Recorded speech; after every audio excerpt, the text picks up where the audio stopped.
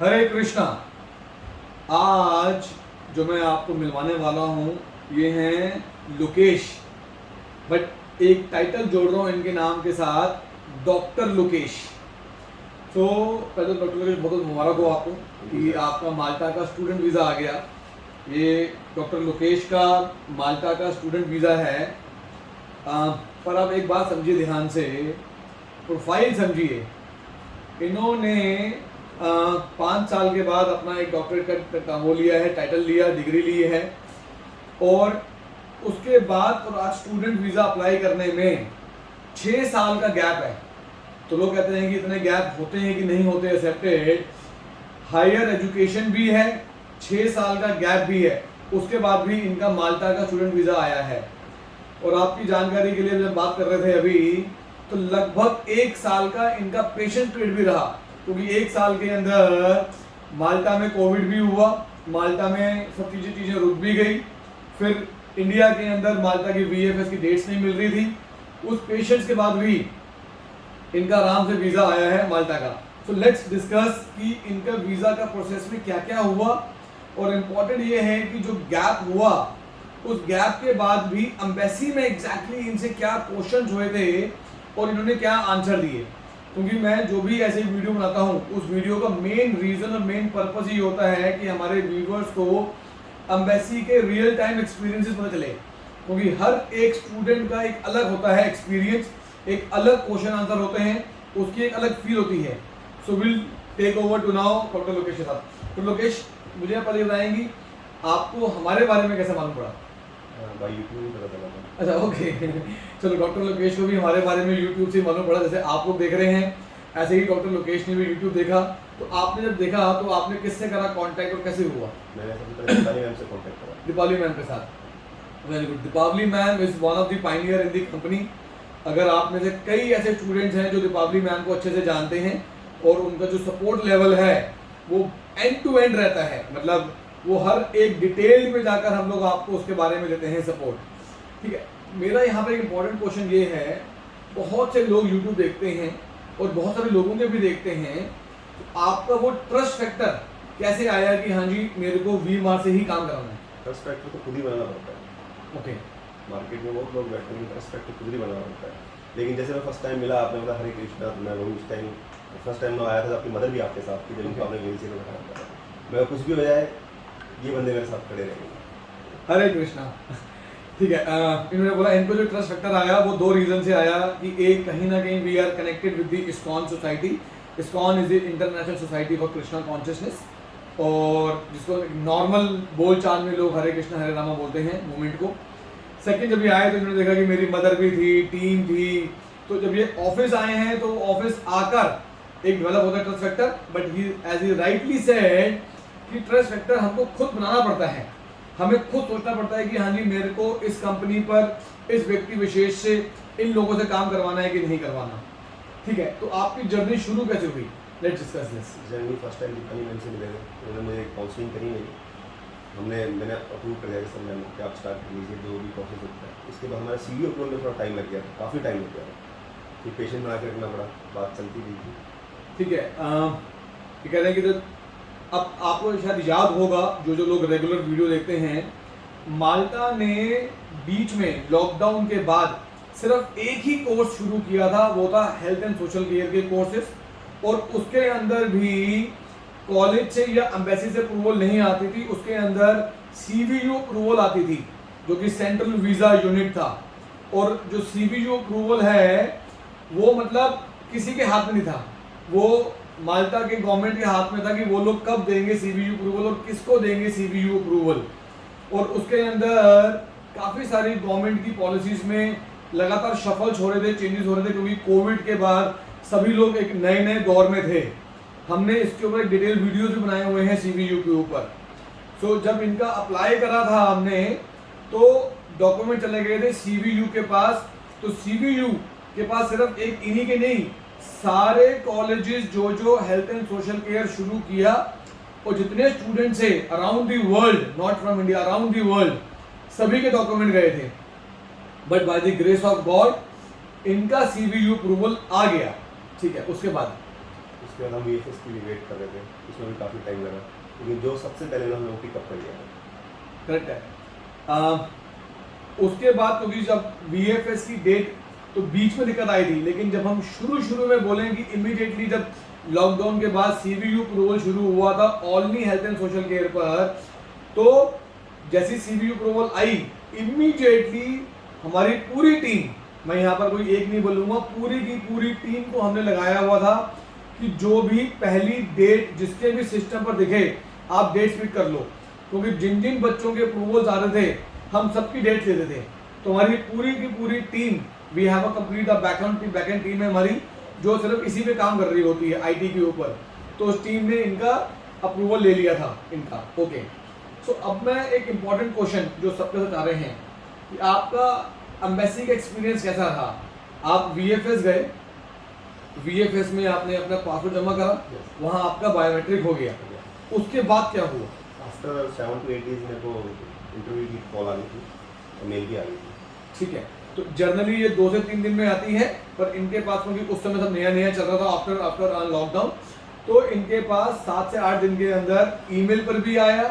आपको कॉल आया था कि SMS आया था? कॉल और ईमेल दोनों आए। ओके, सो कॉल आया कि जी इस दिन इस जगह पर ऐसे आपका इंटरव्यू है। ठीक है, पहले उन्होंने VFS बुलाया था, लेकिन सेकंड डे फिर एक कॉल आया, उन्होंने एम्बेसी आना है।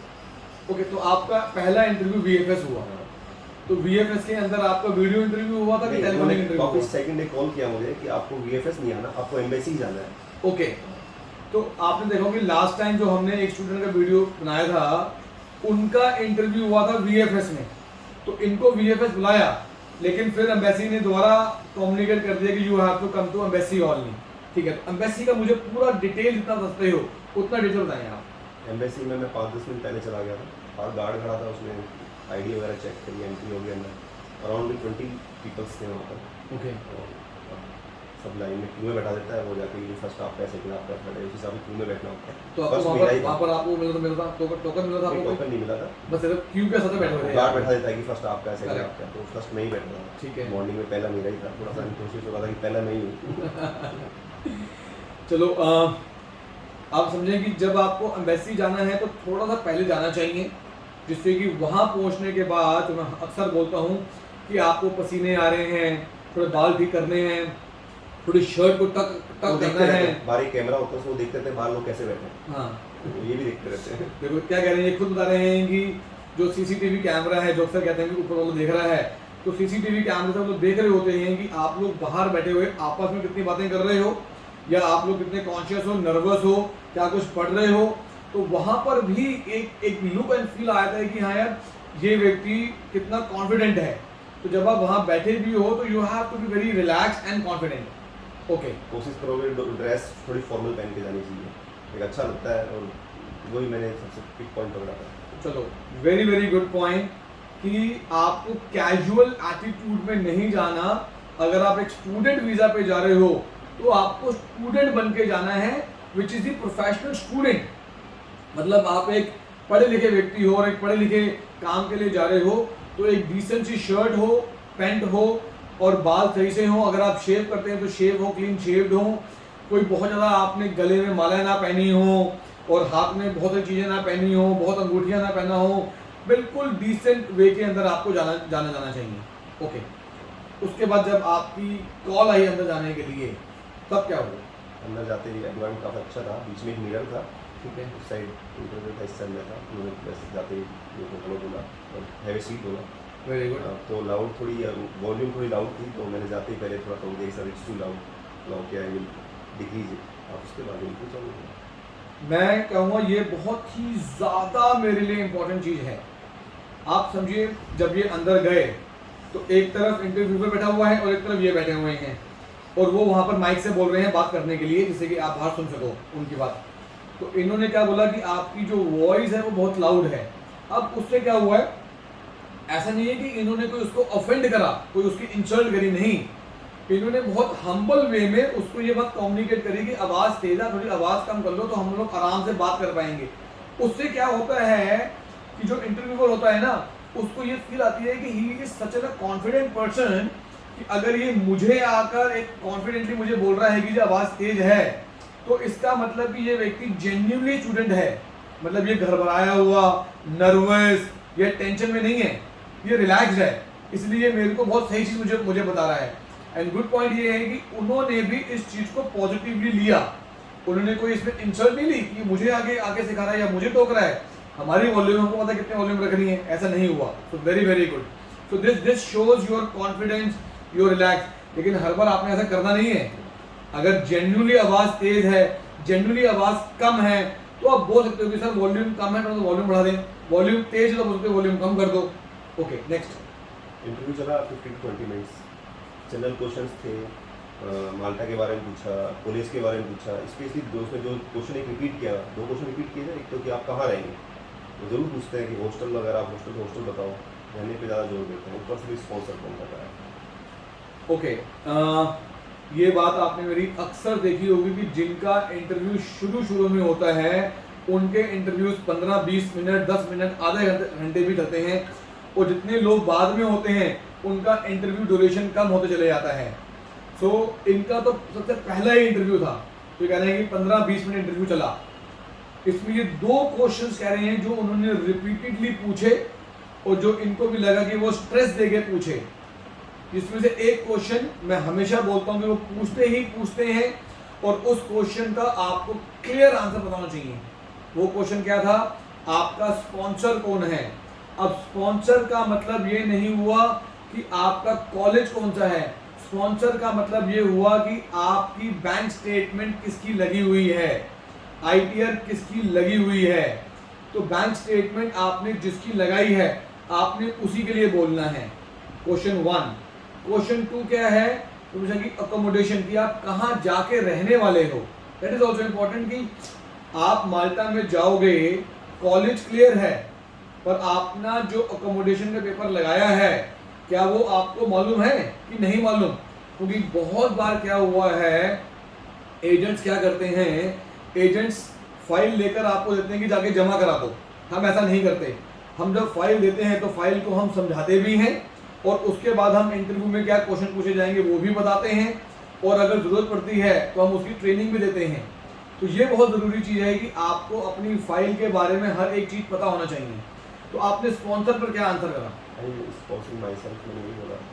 और सेकंड उन्होंने एक क्वेश्चन ये भी पूछा था कि आप कहाँ रह रहे हैं। मैंने जैसे मैंने अपना हॉस्टल का नाम बताया था, कितना किलोमीटर दूर है और आप कैसे जाएंगे कॉलेज। Very good. तो आप देखो मतलब उन्होंने क्वेश्चन को कितना ट्रिक कर दिया। पहली चीज़ बताता हूँ कि इन्होंने अपने आप को स्पॉन्सर करा और इन्होंने अपने स्पॉन्सरशिप के अंदर ही 2 बैंक स्टेटमेंट लगाई थी। तो ज़रूरी नहीं है कि आपका सारा का सारा फंड एक ही स्टेटमेंट में हो, अगर 2 स्टेटमेंट में भी है दैट इज ऑल्सो एक्सेप्टेबल। और आप ये देखेंगे ये कितना ट्रिकी क्वेश्चन है कि वो एकदम से उन्होंने घुमा दिया कि आपका जो अकोमोडेशन है, वो जो कॉलेज है उसका डिस्टेंस कितना है और आप कैसे उस पर ट्रैवल करने वाले हो। उस पर आपने क्या आंसर दिया था? तो मैंने पहले पढ़ लिया था। Okay very good. मैं अराउंड 10 to 12 किलोमीटर बताया था, पब्लिक ट्रांसपोर्ट में यूज़ करूँगा, दैट इज बस। Okay very nice. तो आप देख रहे हैं कि मतलब इन्होंने एक, क्योंकि इनसे मैंने क्वेश्चन बहुत क्लियर पूछा था, I will very honest with you. मैंने अभी इनसे क्वेश्चन पूछा कि मैंने डॉक्टर लोकेश आपका वीज़ा आ गया, अब आप जाकर वहाँ जेन्युइनली पढ़ाई करोगे या किसी और कंट्री में मूव होने का कोई प्लान तो नहीं है आपका, ऐसा कहीं कोई और? इन्होंने कहा बिल्कुल नहीं है सर, मेरे को जेन्युइनली मुझे वहाँ जाकर ईमानदारी से पढ़ना है और वहीं मुझे रहना है। तो जो बच्चा जेन्युइन होता है, जिसको वहीं जाना है, रहना है, पढ़ना है वहीं पर ही, तो वो बहुत डिटेल समझता है, क्योंकि उसको खुद को पता होना चाहिए कि भाई मैंने यहाँ रहना है और यहाँ कॉलेज है तो मैं कैसे आऊँगा, जाऊँगा, क्या करूँगा। तो मतलब आप ये समझें कि वो कोई भी क्वेश्चन किसी भी तरीके से ट्रिक कर कर आपसे पूछ सकते हैं। और क्या इंपॉर्टेंट क्वेश्चन पूछे उन्होंने?